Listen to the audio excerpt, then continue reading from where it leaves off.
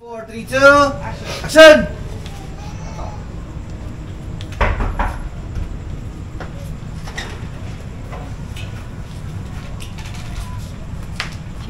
Di ba pinaalis ko na kayo?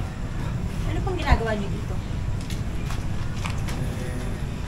Hindi kami aalis dito kasi ako nagpatayo ng bahay na to, kaya may karapatan kami ni nanay tumira dito. Matagal. Ikaw, Suzy. Ano dito ka na rin makikita?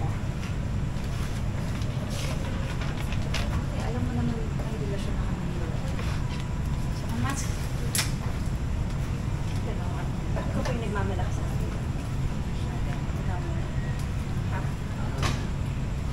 Tawag-tawag na ate. Ha? Tama na. Ako pa rin ang lalaki dito. Pera ko ang ginastos dito sa bahay, kaya ako pa rin ang masusunod. Na pinatayo mo sa lupa ko. Huwag kang mag-alala.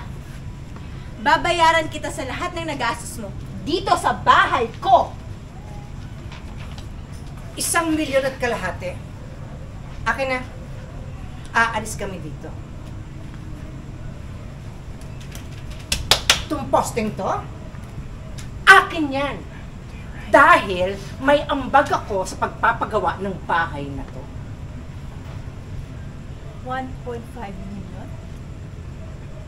Sige. Babayaran namin lahat yan ng paunti-unti. Kaya hanggang dito kayo nakakabayad, dito kami titira.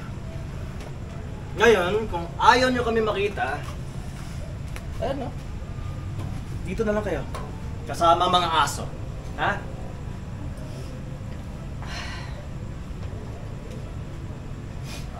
And cut!